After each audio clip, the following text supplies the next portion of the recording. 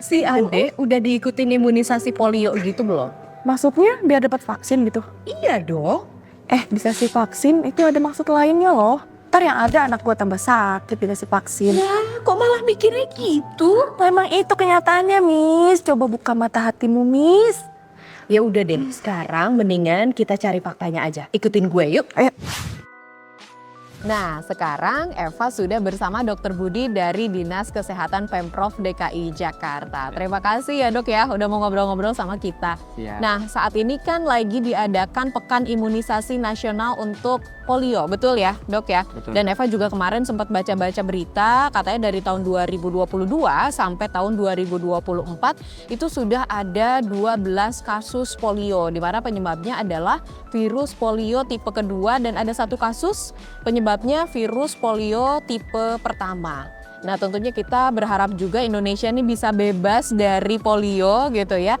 Tapi kita pengen tahu sebetulnya virus ini seperti apa sih, cara penyebarannya gimana, mungkin bisa di-sharing ke kita dok, silakan dok. Ya baik, terima kasih ya Kakak Eva. Jadi Ibu Bapak sekalian, sebenarnya virus polio ini berasal dari namanya human enterovirus. Oke. Human itu artinya manusia, entero itu saluran cerna, virus ya artinya virus. Jadi penyebabnya polio itu adalah virus. Dan bagaimana sih cara kok manusia bisa terkena virus polio nih Kakak Eva nih dan Ibu Bapak sekalian? Jadi sumbernya adalah penularan dari manusia ke manusia melalui saluran cerna yaitu mulut. Nah, tapi dari mana kok bisa masuk ke mulut? Dari kotoran yang tidak dibersihkan, baik dari kamar mandi, dari tempat-tempat yang kita pegang, ataupun dari anak-anak kita yang menyentuh barang tanpa cuci tangan, terus masuk ke mulut, seperti itu. Oke, tapi ada gejala awal yang patut diwaspadai nggak sih kalau ternyata oh anak ini kena polio nih dok? Baik, ini ada yang menarik nih Kak Eva nih. Jadi dari 200 anak, kalau sudah diteliti nih 200 anak yang terjangkit polio, ternyata itu hanya sekitar 10 atau 20 anak itu yang memiliki gejala. Jadi hanya mungkin sekitar 5-10%. Nah gejalanya apa? Gejalanya mulai dari nyeri kepala, not doing well atau nggak enak badan, demam-demam ringan, mual, muntah, diare. Jadi hanya tanda-tanda seperti itu. Aneh kan? Mungkin mirip seperti flu biasa Kak Eva.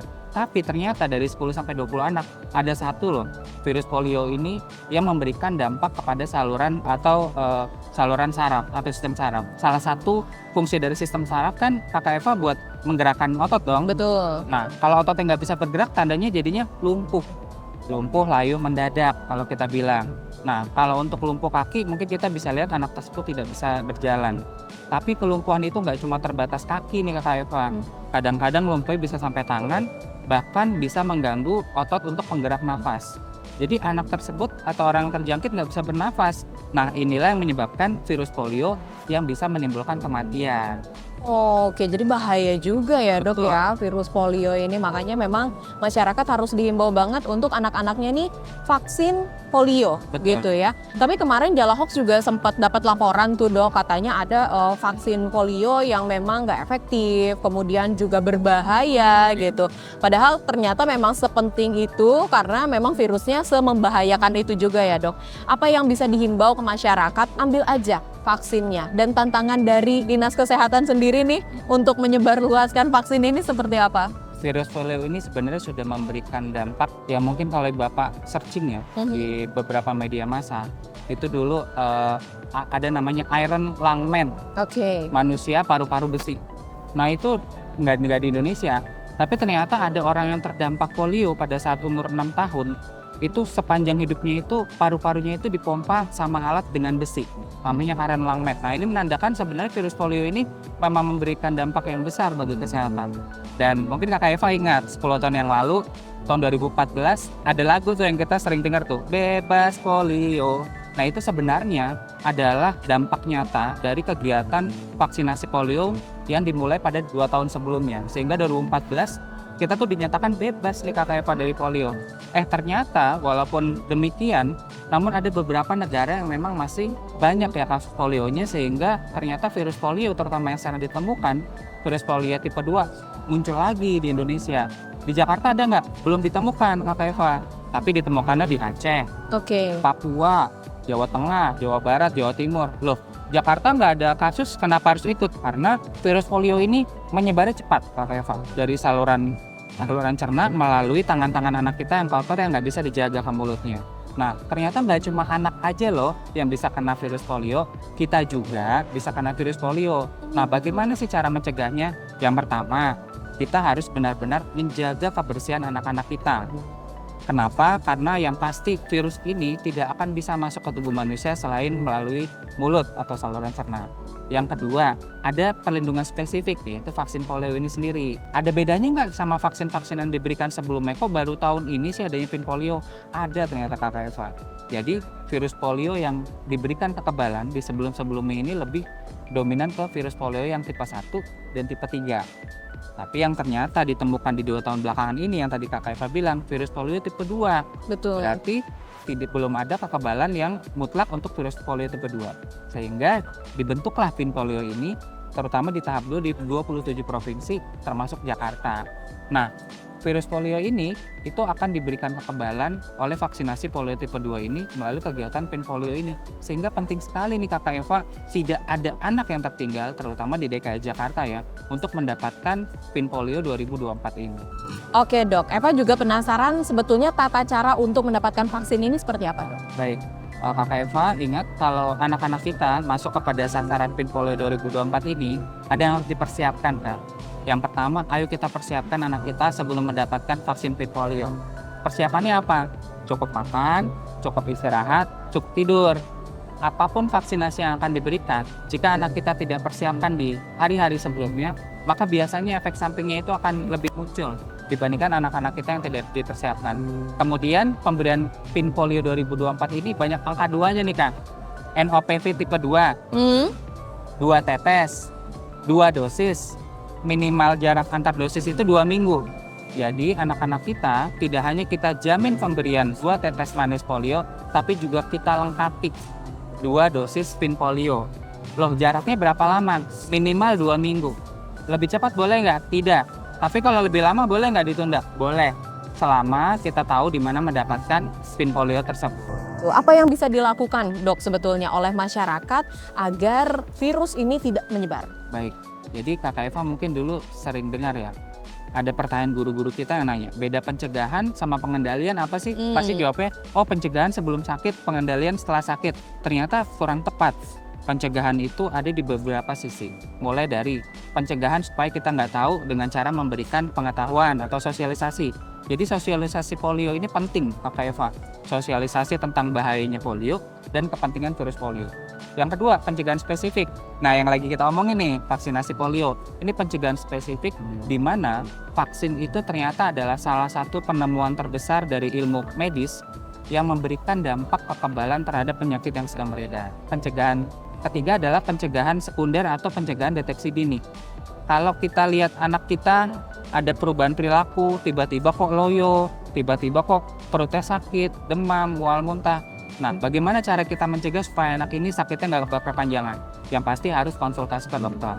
Nah, terus kalau anak kita sakit, misalnya tiba-tiba ada lumpuh layuh, nih kita nggak berharap ya, harus segera konsultasi kepada dokter apakah ini ada hubungannya dengan virus polio tersebut. Nah, ini pencegahannya nih Kakak Eva nih. Betul. Nah, tapi ternyata yang Kakak Eva tadi bilang pengendaliannya nih yang sulit. Karena tidak hanya dari sisi kesehatan, tapi seluruh warga masyarakat, baik dari stakeholder, non kesehatan, lintas sektor, bahkan sampai kita sendiri sebagai orang tua, sebagai keluarga, sebagai warga masyarakat, ayo kita bareng-bareng memberikan keilmuan terkait dengan bahayanya polio, pentingnya vaksinasi, dan juga memberikan contoh. Jadi ya keluarga kita, anak kita, atau saudara-saudara kita, tetangga, kita suarakan, ayo kita vaksinasi polio karena penting untuk masa depan anak kita. Oke, tapi ngomongin polionya sendiri nih ya dok ya, ada nggak sih mitos atau hoax begitu ya, yang memang berhubungan dengan polio ini, atau mitos dan hoax tentang vaksinasinya sendiri?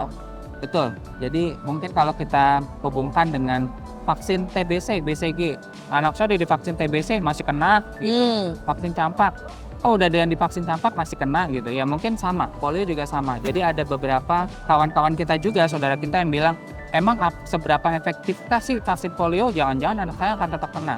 Nah, balik lagi ke 10 tahun yang lalu, Waktu itu sempat banyak sekali kasus polio, tidak hanya di Indonesia tapi secara global, dan waktu itu kita perangi dengan memberikan imunisasi polio untuk nyentip liar. Dan berhasil. Di 2014 kita ternyata setelah memberikan vaksinasi polio kepada seluruh anak-anak kita, 2014 Indonesia berani menyatakan bebas polio. Nah, itu adalah bukti dari keberhasilan vaksinasi. Dan untuk yang sekarang, vaksinasi tipe 2 ini atau NOPV 2 ini sudah dibuat suatu penelitian, dilakukan juga uji bahwa ternyata pemberian vaksinasi polio tipe 2 memberikan kekebalan bagi anak untuk tidak terdampak polio. Oke, jadi jangan takut untuk ambil vaksin polio ya, masyarakat di Jakarta. Nah, apalagi yang bisa diberikan, diinformasikan kepada masyarakat nih dok? Tentunya untuk lebih menguatkan mereka agar, oh ya, belum vaksin polio, segera vaksin. Silakan dok. Baik, ya Bapak sekalian, Kakak Eva, mungkin kita sebagai saudara, orang tua, atau saya khususnya sebagai Bapak ya, kita harus menyadari bahwa tidak ada yang mahal untuk anak-anak kita. Terutama tentang derajat kesehatan yang mereka perlukan. Kita sebagai orang tua, saudara, warga masyarakat, terutama warga Indonesia, kita benar-benar memikirkan bahwa masa depan itu punya anak-anak kita. Sehingga anak-anak kita itu harus sehat dalam menyongsong masa depan. Salah satunya adalah menjamin anak-anak kita kebal terhadap penyakit-penyakit yang berpotensi terjadinya wabah atau berpotensi menimbulkan kerugian. Ingat Pak, penyakit polio itu tidak bisa disembuhkan, hanya bisa dicegah. Vaksinasi polio, terutama PIN Polio 2024, merupakan jawaban dari KLB polio saat ini. Oke, terima kasih jawabannya ya dok ya. Tapi kemarin kita di Jalahok sempat buka question box. Banyak juga pertanyaan-pertanyaan yang masuk. Mohon izin untuk ditanyakan biar langsung dikonfirmasi jawabannya ya dok ya. Jadi pertanyaan pertama datang dari @vieta0411. Ya. Katanya anaknya TK, Ya. kemarin tuh sempat nggak sekolah, tapi ternyata di sekolah ada vaksin polio. Tapi ngelihat teman-teman anaknya Mbak Vieta ini, katanya ada yang demam, kemudian ada yang batuk, ada yang pilek. Itu kenapa ya dok ya? Iya, baik. Kok ada teman-teman anaknya yang habis PIN polio tiba-tiba batuk pilek atau demam? Nah, itu kita selalu anggap merupakan kejadian ikutan pasca imunisasi atau KIPI. Nah, KIPI ini ada hubungannya dengan imunisasi, ada yang tidak ada hubungannya dengan imunisasi. Nah, tapi biasanya kalau gejala batuk pilek setelah PIN polio biasanya hampir nggak ada atau jarang sekali ya Kak. Biasanya efek samping yang umum terjadi ya badannya nggak enak, agak-agak hangat sedikit atau mungkin gangguan pencernaan ringan. Tapi selain itu sangat sedikit atau bahkan hampir tidak ada efek samping daripada pemberian PIN polio ini. Oke, karena sebetulnya kan imunisasi ini diberikan virus terukur agar tubuh membentuk antibodi gitu ya. Oke, baik. Nah, kemudian ada pertanyaan lain dari Elsya Oktora. Yes. Katanya PIN ini apakah hanya untuk warga Jakarta saja? Karena kebetulan anaknya nih memang domisilinya Jakarta, tapi saat ini sedang berada di Depok gitu. Dan usianya 1 tahun. Jadi seperti apa toh? Ya, baik. Pada intinya kita harus melakukan imunisasi polio atau vaksinasi polio ini secara tinggi, merata, dan serentak. Ada 3 bahkan. Kenapa namanya PIN? PIN itu artinya Pekan Imunisasi Nasional. Jadi harus serentak dibuka di 27 provinsi yang ditunjuk oleh Kementerian Kesehatan. Nah, tinggi, artinya tinggi apa? Minimal 95% kumpulan anak 0-7 tahun itu mendapatkan PIN polio ini. Baiknya berapa? Ya 100% dong Kak. No one left behind, atau tidak ada anak-anak yang tertinggal untuk mendapatkan vaksinasi polio ini. Dan yang ketiga paling terakhir nih, merata. Bahwa tidak boleh ada kantung-kantung tempat anak-anak itu berkumpul yang komunitasnya tidak mendapatkan imunisasi polio ini. Bahaya nggak sih kalau misalnya ada kelompok anak yang nggak dapat imunisasi polio? Bahaya Kak. Bahaya bagi anak-anak tersebut. Kita orang dewasa bisa saja terinfeksi polio tapi nggak sakit. Nah, kalau kita bersentuhan dengan anak-anak yang belum mendapatkan kekebalan polio, maka anak tersebut memiliki potensi yang sangat besar terjangkit polio. Nah, kemudian, oh anak saya domisilinya di Jakarta tapi lagi ada di Depok. Silakan, Ibu cari di pos PIN terdekat di Depok. Kalau misalnya masih buka, kalau nggak buka, bawa aja ke Jakarta. Di Jakarta kan banyak PIN-PIN. Nah, di mana aja puskesmas pasti buka. Perawatan 24 jam puskesmas itu buka 24 jam. Di Posyandu sesuai jadwal, dan bahkan di bulan Agustus ini kan ada BIAS ya, Betul. bulan imunisasi anak sekolah, itu diberikan berbarengan. Kemudian tidak hanya di tempat itu, ingat di mall, ada beberapa mall yang bahkan sudah sangat gencar buka tiap hari. Di pasar atau di tempat umum yang pasti selalu ada logo pembukaan PIN polio. Jadi nggak cuma di pusat-pusat kesehatan ya, ternyata di pusat perbelanjaan pun ini dilayani gitu ya. Kalau misalkan mau sekalian main ke mall boleh ya, sekalian juga PIN polio di situ. Nah ini ada satu pertanyaan lagi dari Fitri Royani. Katanya tadi beliau ke Posyandu, cuman kaget karena selama ini mungkin dirasa yang dia tahu kalau PIN polio itu ditetesin ke mulut. Cuman kok disuntik ya pas datang ke Posyandu. Itu seperti apa Dok? Iya. Jadi memang vaksinasi polio ini kalau untuk vaksinasi rutin ada 2 tipe nih Kak. Yang tipe tetes sama yang suntik. Yang tetes namanya OPV, oral polio vaksin. Yang disuntik itu namanya IPV atau injected polio vaksin. Sebenarnya oral polio vaksin itu hanya memberikan kekebalan pada 2 strain virus. Virus tipe 1 sama virus tipe 3. Ada tipe 2-nya nggak ada. Nah, kalau untuk yang injected atau yang disuntik itu ada tipe 1, tipe 2, dan tipe 3. Tapi digunakan hanya untuk imunisasi rutin. Nah, beda nih sama OPV tipe 2 yang sekarang sedang kita gencarkan Kak. Jadi OPV tipe 2 ini benar-benar spesifik memberikan perlindungan virus polio tipe 2 yang sedang beredar sekarang, yang ditemukan sekarang. Nah, kemudian kok anak saya disuntik IPV, kok disuruh tetes lagi? Betul, karena tadi syaratnya tidak melihat riwayat imunisasi sebelumnya. Nah, terus kemudian ada nggak sih anak-anak yang belum boleh diberikan OPV tipe 2 ini? Ada. Anak-anak yang terdiagnosis HIV kan. Jadi anak-anak yang terdiagnosis HIV atau tinggal dengan orang HIV satu rumah. Nah, itu diprioritaskan untuk pemberian IPV, tidak mendapatkan OPV tipe 2. Atau ada kasus lain anak-anak dengan imunodefisiensi atau kekurangan daya tahan tubuh. Contohnya sedang pengobatan kanker atau kelainan darah. Nah, hal ini butuh konsultasi lebih mendalam kepada spesialis anak apakah tetap boleh mendapatkan NOPV atau tetes manis polio tipe 2 atau dialihkan ke injected polio vaksin seperti itu. Oke, waduh kita udah banyak banget dikasih informasi ya sama Dokter Budi, dan terakhir silahkan untuk memberikan closing statement Dok terkait dengan polio ini. Bapak sekalian, PIN polio 2024 ini ada batas waktunya.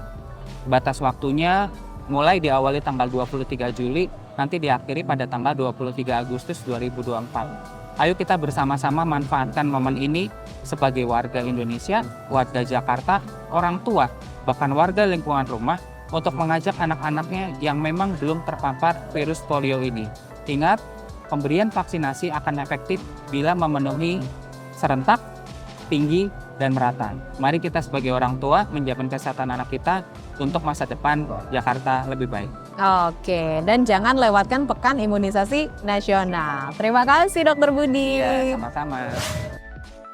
Jadi gitu Jadi nggak usah khawatir lagi kalau mau kasih si kecil vaksin polio atau vaksin apapun untuk pencegahan penyakit lainnya. Karena udah pasti vaksin-vaksin yang dikasih ke masyarakat itu melalui uji coba dan semuanya aman. That's it. Jella Hoke set for now. See ya.